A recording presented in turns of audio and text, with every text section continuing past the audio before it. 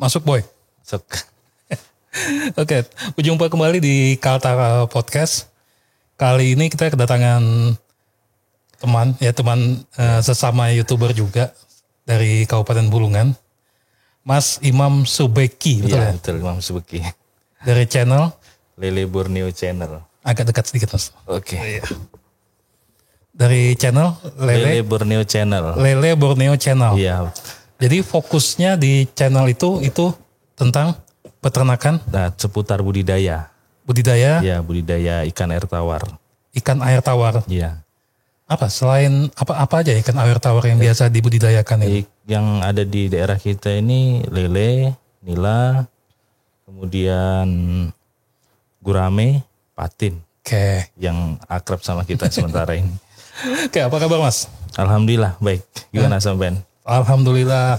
Iya. Jujur aja, alhamdulillah sehat. Sehat. Itu yang paling penting Ya. sekarang kita ini. Ya. Jadi kenapa saya ngundang Mas Imam ya? Mas Imam ya? Mas Imam, ya. Mas Imam ini karena saya tertarik jujur aja dengan budidaya ikan air tawar pada dasarnya, Iya benar. ya kan? Ini memang hobi aja atau ada kerjaan utama ini kalau ini? Awalnya hobi, ya, kita mengikuti kesenangan namanya hobi kan. Lama-lama kok ada keuntungan di situ. Nah. Jadi saya pengennya itu pengen lebih dari sekedar hobi tadi itu. Akhirnya alhamdulillah sampai saat ini masih berjalan. Alhamdulillah. Nah, itu awalnya sampean hobi aja. Hobi. Benar. Hobi. Nah, kenapa hobinya itu waktu awal-awal itu kenapa memilih budidaya ikan gitu kan? Kan ini banyak sudah di Tanjung. Pada awalnya itu kan saya hobinya mancing sebenarnya. Oh, Nah, pas saya mancing itu bawa ikan hasil pancingan itu kan ikan gabus seringnya itu kan ikan gabus. Jadi belum langsung dikonsumsi saya berinisiatif membuat kolam lah gitu kan. ya. Nah, lama-lama kok ada teman-teman yang budidaya lele, saya tertarik. Nah, di situ saya coba-coba beli benih lele, saya tebar, alhamdulillah kok berhasil begitu. Nah, itu dia. Ya kan? Coba-coba tebar benih tiba-tiba berhasil. Iya, ada keuntungan di dalamnya ternyata.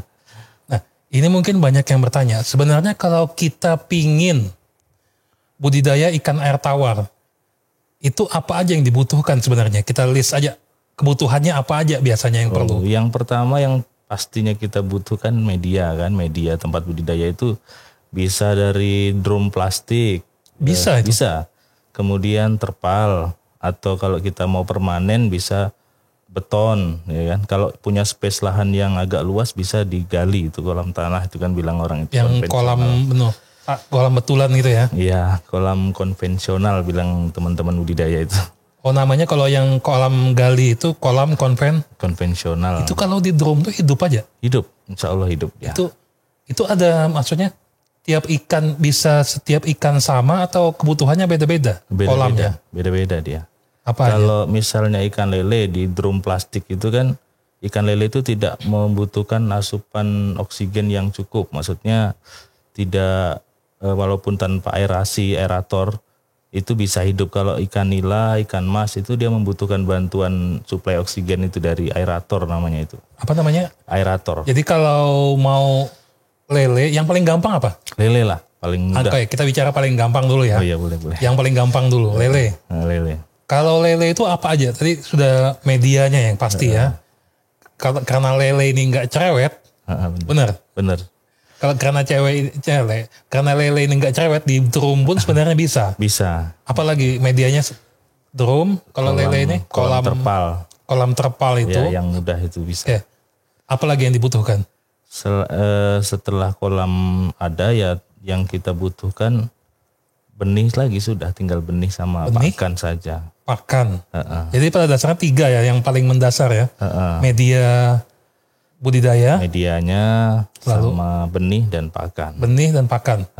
Kalau yang lainnya itu macam vitamin itu kan penunjang aja. Penunjang. Iya. Itu kalau lele. Kalau yang tambahan lagi, kalau ikan yang lain? Kalau ikan nila kita butuh mesin aerator. Aerator ya buat oksigennya itu ya, oksigen tambahannya. Terlarut di dalam airnya itu tadi. Oke. Itu mahal gak semua itu? Tidak, kalau kita budidayanya hanya buat hobi lah, anggap buat hobi. Hobi itu kan mesinnya ada yang tersedia yang kecil. Ada yang kecil, ada yang sedang, ada juga yang besar untuk kapasitas produksi gitu. Oke, anggap misalnya ada yang pengen ternak lele di kolam terpal misalnya. Boleh, bisa. Misalnya ya. Itu kebutuhan, itu komponen biayanya apa aja? Pertama tadi medianya kira-kira habis berapa tuh? Kalau terpalnya pertama kan kita yang ukuran kecil lah mungkin ya. 2x4 lah ya. 2x4 itu kan kita butuh terpal ukurannya itu 4x6. Itu 46 paling sekitar 400 ribuan lah. Habis itu perlu kerangka ya? Perlu. Kita kayu-kayunya itu untuk menghemat kita bisa cari bahan-bahan yang di mebel-mebel itu kayu reng gitu kan. Itu satu ikat 20 ribu. Itu udah jadi? Itu kita membutuhkan sekitar 5 ikat lah. Oke, 5 ikat. Anggap 100 ribu ya? Iya, 100 ribu. 100 ribu, tadi 400. Itu deh 500 ribuan. 400 ribu, lalu benihnya? Benihnya kita main di harga 500 lah yang idealnya kan. Itu 500 per ekor. Jadi kita tebar 2x4 itu. Sekitar bisa berapa itu? 1000 lah. 1000 bisa? 1000 bisa untuk pemula kan. 1000 berarti 500 ribu. 500 ribu, lalu pakannya itu per hari berapa? Ini berapa? Kalau lele itu berapa bulan? Mohon maaf ya, kalau saya kan memang nggak tahu. Iya, lele itu biasanya kalau ukur dia yang harga 500 itu ukur 3 sampai 5 cm. Itu kita bisa piara selama 3 bulan. 3 bulan. Yang lain ikan yang lain gimana? Kalau ikan yang lain nila 7 bulan. 7 bulan ya. Patin 7 bulan, ikan mas 7 bulan. Nah, anggap lele 3 bulan. Iya. Itu seharinya pakannya berapa? Dia kalau per hari anggap 1000 ekor nih misalnya kita beli. Agak susah sih saya ngitungnya. Kalau per 1000 ekor itu sampai panen kita menghabiskan sekitar 200 kilo pakan. Anggap sekitar sampai panen itu ya? 6,5 sak. Satu pakan, satu sak itu berapa? 30 kilo. Jadi kira-kira berapa tuh harganya? Harganya 400-an ribu. Oke, 400 sekitar 2 juta tambah 2 juta. Anggap 3 juta dapat sudah semua selama satu sesi panen. 3 juta 400 kalau tidak salah. Ya sekitar itulah ya, anggap 3,5 juta lah ya. 3,5 juta. Tambah yang tadi media dan anggap 4 juta ya betul. Kalau media kan kita hitung penyusutan aja, nggak bisa kita masukkan biaya produksi. Oke, jadi kalau buat modal awal lele 1000 ekor 2x4 perlu sekitar berapa juta tadi? Sekitar 4,5 juta lah. 4,5 juta. Iya. Itu balik modal nggak kira-kira? Insya Allah, karena kalau berdasarkan pengalaman saya dan beberapa teman-teman kelompok tani, per 1000 ekor lele kita mendapatkan keuntungan 1 juta rupiah. Per 1000 ekor, iya, untungnya sekitar 1 juta. 1 juta ya. Selama 3 bulan? Selama 3 bulan. Itu sekarang berapa sih lele itu sekilo dijual di sini? Kalau dijual ke pengepul ya? Nah, kalau kita kan ada pengepul, ada yang nanti pengepul yang menyalurkan ke pasar, ke konsumen. Kalau kita ke pengepul itu per kilonya itu di size sekilo isi 15, 10 sampai dengan isi 5 itu 25.000. Oke. Lumayan artinya ya? Alhamdulillah sangat lumayan. Sangat lumayan. Itu tadi ya. Nah, dijual ya. Selama ini sudah sampai, kalau Mas Imam ini sudah berapa lama di bidang ini? Saya sekitar 4 tahun. Saya start itu mulai 2017. 2017. Iya. Nah, menurut Mas Imam, ini prospeknya ke depan gimana? Masih oke kah menurut Mas Imam? Kalau menurut saya masih, karena penduduk di Tanjung Selor kan semakin bertambah. Apalagi ada wacana pelabuhan di Tanah Kuning. Ya. Kemungkinan kita bisa kirim ke sana hasil panennya nanti. Oh ya, nih sejauh ini yang pengkonsumsinya Tanjung Selor aja gak dijual ini? Yang ini kita dari kolam sampean dulu ya, kolam Mas Imam dulu. Ya. Ini dijual di Tanjung Selor aja atau sampai keluar kota? Jualnya itu kan gini, saya jelaskan dulu dari awal. Kalau saya fokusnya itu sebenarnya ke pembenihan. Oh, pembenihan. Di kelompok saya itu. Jadi dari saya kemudian ke petani pendederan, kemudian ada lagi petani yang pembesaran. Oh, itu beda-beda semuanya. Ada 3 segmen di situ di lele ini. Jadi ada yang pembenihan, kemudian ada pendederan, kemudian ada pembesaran.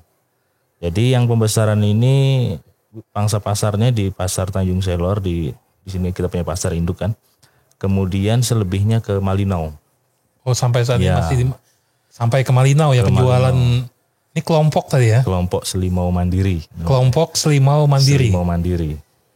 Nah, ini kita bicara yang untung-untungnya aja nih. Yeah. Ini kalau seandainya kita mau begini, yang faktor yang bikin gagal itu apa aja sih sebenarnya yang bikin seseorang bisa gagal membudidayakan ini? Ya. Kalau dari pengalaman kami itu, kegagalan petani biasanya dari persiapan sebelum tebar itu biasanya. Nah, karena biasanya kan pemula melihat asiknya aja, tinggal beli benih tebar, ternyata nanti ada penyakit lah, dia hidupnya tidak normal, lambat besar gitu kan. Itu pengaruhnya biasanya di persiapan media tadi, media tinggalnya dia tadi. Makanya tadi sampean ada membagi-bagi gitu ya, di kelompok itu ya. Nah, di kelompok kita supaya terjadi supaya mungkin lebih fokus kali ya. Iya, benar. Betul itu. Iya kan? Lebih fokus. Kalau apa tadi? Dibagi 3 tadi? Iya, pembenihan, kemudian pendederan, nah, kemudian pembesaran. Ya. Kan itu dia yang orang banyak tak tahu ya. Kalau nah kalau di Tanjung ini sudah banyak nggak yang bikinnya kalau dari sisi hobi maupun komersil? Kalau dilihat dari keluarnya benih dari kolam saya ya, sama teman-teman sesama benih, saya rasa banyak. Cuman mungkin banyak hobi kali ya. Nah, banyaknya lebih banyak penghobi daripada yang komersil memang yang jualan. memang benar-benar produksi ya. Setahu saya itu hanya ada di wilayah Selimau, Kelubir, Tanjung Palas Utara kan, Kompi, sama di Kilo 12 yang masih berjalan. Yang benar-benar komersil gitu ya. Benar-benar menggantungkan perekonomian di situlah, berapa persennya mengharapkan hasil panen lah. Nah, ini juga saya ini ingin mau tahu juga sebenarnya sih. Kita ini kan orang kan masyarakat taunya, apalagi di Kalimantan ya, kok ikan di kolam biasanya atau di sungai. Ini ada dibudidayakan di drum lah, di kolam terpal lah. Benar. Itu rasanya sama kah atau gimana, Mas? Nah, kalau rasa itu biasanya tergantung dari penikmat. Saya pun kadang susah membedakan. Nah, tapi kalau memang penikmat, dia bisa membedakan, oh ini asalnya dari kolam terpal ya. Tapi yang lebih berpengaruh itu dari pakan biasanya. Pakan ya? Pakan. Kan biasa kita menggunakan pakan alternatif kan, yang biasa di petani itu, yang usus ayam dengan ayam yang tidak bisa masuk ke pasaran gitu. Cuma itu perlu proses, biasanya kami harus direbus itu. Direbus dulu sebelum diberikan ke ikan. Supaya membunuh ini bakteri apa gitu katanya. Yang kurang baik bagi kesehatan. Nah, ini kan kita nih ya, kalau dulu kan image-nya ikan-ikan kayak lele ya, itu kan banyak mikirnya kotor ya. Benar. Apa kalau dengan sekarang ini kan lebih bersih dia pasti ya? Pasti. Kalau penjualan di Tanjung nih bagus aja, nggak ada yang nanya gitu kan? Pernah ke konsumen nanya, ini ikannya dibesarkan di mana nih? Selama ini nggak ada, soalnya kita juga menjaga kualitas. Alhamdulillah petani-petani di Tanjung Selor kita, tempat kita ini sudah banyak dibimbing oleh dari Dinas Perikanan Kabupaten Bulungan. Alhamdulillah. Jadi dengan metode apa yang harus kita lakukan supaya menghasilkan kualitas ikan yang baik. Dari kolam sebelum kita bawa ke konsumen harus kita karantina lebih dulu supaya dia misalnya kotor biar bersih dulu seperti itu. Nah itu saya mau tanya tadi juga. Ini kalau sejauh ini peran pemerintah gimana Mas? Apakah ada memberikan kayak peran serta juga dalam kolam pembuat budidaya kayak gini nih? Nah kalau sepengetahuan saya pemerintah lumayan banyak membantu, cuma memang seperti apa yang dikatakan Bapak Bupati kemarin waktu panen bersama di Selimo Mandiri, banyaknya bantuan itu ke petani-petani yang memang belum siap untuk budidaya. Misalnya seperti ini, kita panen dibantu oleh pemerintah, nih sudah dibantu oleh pemerintah, panen sekian ton tapi tidak berkelanjutan seperti itu maksud saya. Iya memang. Nah jadi habis panen selesai, nunggu tahun depan bantuan lagi, panen lagi, nanti nunggu lagi. Jadi harapan Pak Bupati kemarin kepada teman-teman pemerintahan kan agar membantu kelompok-kelompok yang memang diharapkan bisa berkesinambungan produksinya itu. Tapi lumayan banyak yang sudah dibantu alhamdulillah. Apalagi dengan workshop gitu mungkin ya. Iya. Teman-teman di Selimo sudah ada yang dapat bantuan macam saya kemarin, paket induk bersertifikat saya juga dapat kemarin dari pemerintah kabupaten. Oh, alhamdulillah aja ya. Iya. Nah, sampean sudah Mas Imam ini kan sudah 4 tahun di bidang berusaha di bidang budidaya ini. Suka dukanya gimana sih Mas? Kalau selama 4 tahun ini, dari sukanya dulu lah. Dari sukanya, sukanya ya pasti kita pada saat panen itu betul-betul ada yang membutuhkan. Jadi modal kita yang sudah kita keluarkan cepat kembali. Pastinya pada saat-saat panen itulah yang membuat kita suka kan. Cuma kalau yang bikin mengkhawatirkan tuh saat kita punya stok banyak, kemudian teman-teman petani belum siap menampung, itu terkadang bikin gimana gitu. Itu juga kemarin waktu yang sama anak sama Acul juga kemarin yang masalah hidroponik. Kadang-kadang kita nih di Tanjung ini kurang terorganisir kalau masalah hasil setelahnya pasca panennya. Kadang-kadang kalau kebanyakan bisa harga bisa drop gitu ya. Benar. Jadi kemarin itu Pak Bupati kan waktu mengunjungi kelompok Selimo Mandiri itu senang sekali melihat kelompok kami karena ada bagian pembenihan, ada juga yang bagian pendederan, ada bagian pembesaran dan ada bagian pemasaran. Nah kita bicara pemasaran. Ini kan selama ini dijual cuman dalam bentuk ikan mentah ya. Benar. Itu nggak ada yang di Tanjung ini nggak ada yang masalah ya, kayak produk olahan gitu sejauh ini. Saya ada sih, cuma belum begitu besar. Seperti teman di kilo 9 itu dia bisa buat nugget dari ikan lele itu. Dan habis di sekitar situ aja, nggak sempat main ke ke wilayah kota. Itu dia masalahnya ya. Nah pelaku usahanya yang belum bermunculan sepertinya.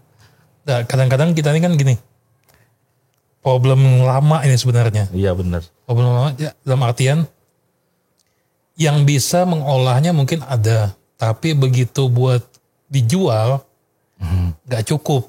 Iya.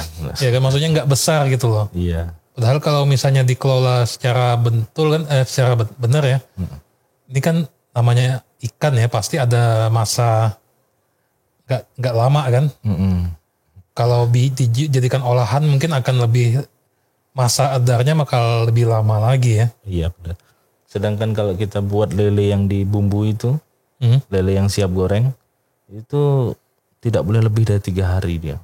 Nah, itu sudah yang dikasih bumbu itu ya. Iya, dia nanti bumbunya itu fermentasi dia di ikan yang menurut penikmatnya rasanya sudah berbeda. Nah, itu dia masalahnya. Jadi kita nggak bisa produksi banyak, minimal misalnya kemarin habis 10 paket, Kita nggak bisa double dulu, minimal 11 dulu, lihat besoknya gitu aja. Nah, ini ada upaya-upaya nggak menghindari yang over panen ini, maksudnya terlalu kebanyakan yang dipanen ini dari komunitasnya? Apa ada kerjasama sesama petani itu atau gimana? Untuk kerjasama sesama petani belum pernah terjadi masalahnya ini. Jadi kami produksi sekemampuan individu lah. Maunya produksi seberapa, dan alhamdulillah kita tetap aja lancar. Memang ada kendala, cuma nggak sampai parah lah.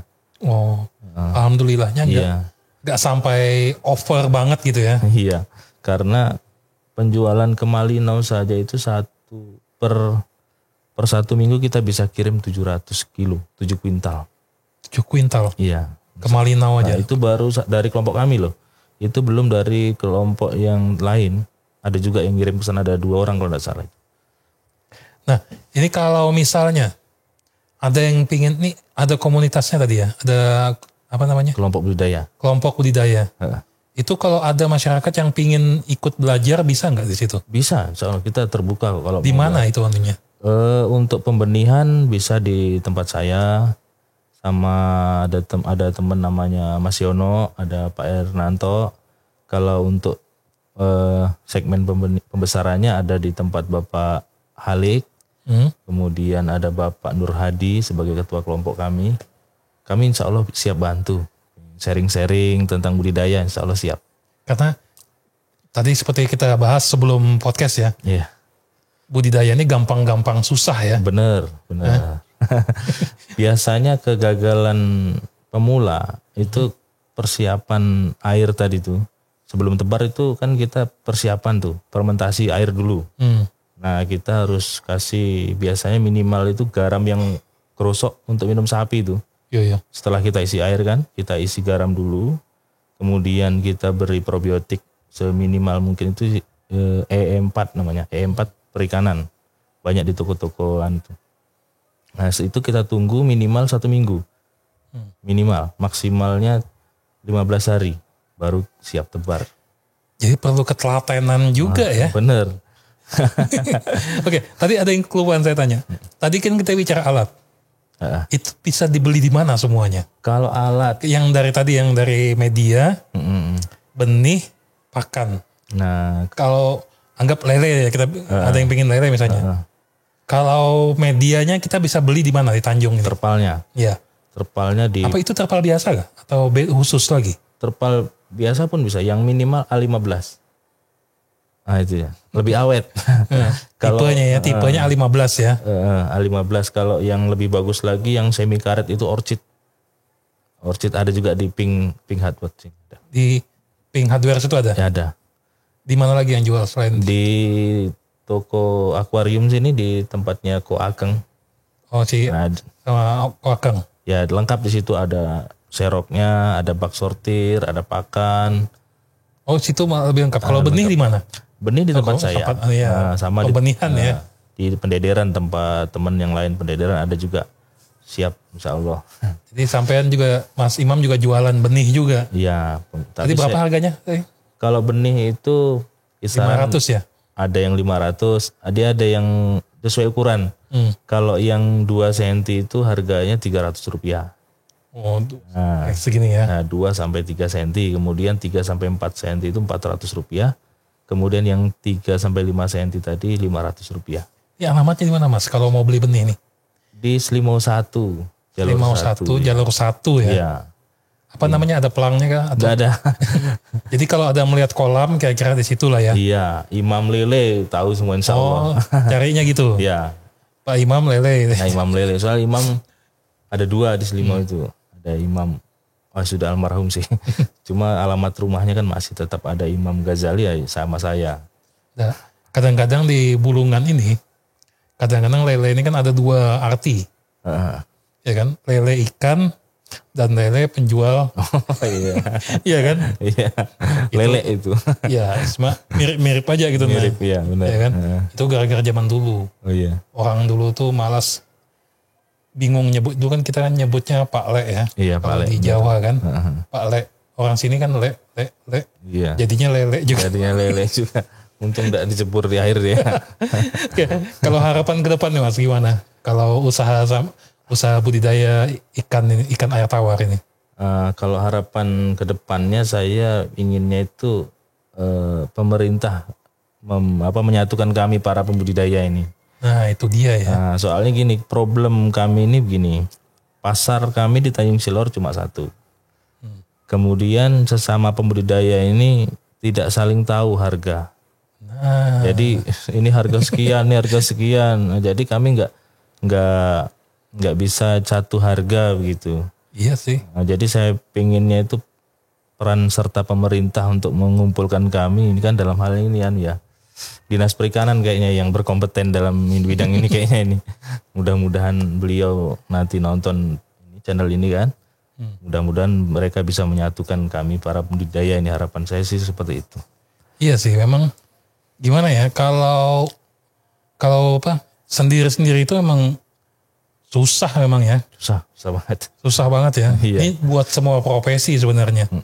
Karena kacau juga itu kan kalau masing-masing ini kita terutama masalah harga mungkin ya. Nah, benar. Kalau selain itu apa lagi kalau harapannya? Harapan saya ya dari ini, tetap dari pemerintah lagi, peran serta pemerintah untuk bisa menghadirkan distributor pakan di Tanjung Selor. Oh iya itu kita belum bicara tadi. Oh, iya. Masalah pakan. Itu Pakan. susah kah? Nggak susah sebenarnya, cuma harganya lumayan tinggi ketimbang kita lihat di harga di Berau, harga di Tarakan, harga kita tinggi. Tinggi kan? Tinggi. Jadi keuntungan petani itu Tipis jadinya. seharusnya bisa dapat 1,5 juta per 1.000-nya cuma dapat 1 juta. Nunggunya 3 bulan loh. Selisihnya berapa tuh per kilo itu? Kalau di Berau itu Persak ya itu kan ya. persak itu di Berau itu yang 30 kilo itu 370.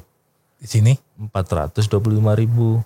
ya kalau satu sak doang perlunya nggak terasa. Cuma ini perlunya kan Iya. beratus-ratus kilo gitu ya. Terasa juga ujung-ujungnya. Apalagi kayak sampean, Iya. kayak Mas Imam. Usahanya berapa kami- kolam itu? Kalau saya kan di segmen pembenihan saya itu ada 27 kolam. Alhamdulillah. Alhamdulillah. Kalau dari kelompok sendiri itu pakannya itu sekali kami beli itu ada 6 ton loh. 6 ton. Sekali beli itu. Satu kelompok itu. Untuk pembesaran itu. Wih, itu langsung pesan sendiri ke distributor sudah hitungannya Nah, itu. di Berau biasa kami minta tolong Berau kan. Berau kirim nanti ada potongan lah walaupun nggak banyak. Sudah sangat membantu. Iya sih. Jadi ya semoga semua harapannya bisa terpenuhi ya nanti ya. Amin, amin. Semoga Mudah-mudahan. ada yang dengar podcast ini atau yang nonton podcast ini dari Dinas Perikanan difasilitasi lah Mudah-mudahan. semua harapan-harapan tadi ya. Iya benar. Nanti juga bicara dengan Pak Ahmad Yani juga mungkin nanti Kepala Dinas Pertanian siapa sekarang Kepala Dinas Perikanan? Kalau perikan Pak Masri. Pak Masri ya. Nanti kita coba-coba omong lah. Kapan? Boleh. Oke, terima kasih Mas Imam iya. atas waktunya untuk datang ke podcast Kaltara Podcast ini. Oke, sama-sama. Semoga usaha pembenihannya bisa lebih sukses lagi ke depannya. Amin. Semoga harganya bisa lebih kompetitif lagi nantinya. Siap. Semoga banyak juga masyarakat Bulungan yang berminat ya. Iya. Berminat dan semoga lebih terkoordinasi. Itu yang paling penting kayaknya. Benar. Oke, terima kasih sebelumnya Mas Imam. Assalamualaikum warahmatullahi wabarakatuh. Waalaikumsalam warahmatullahi wabarakatuh.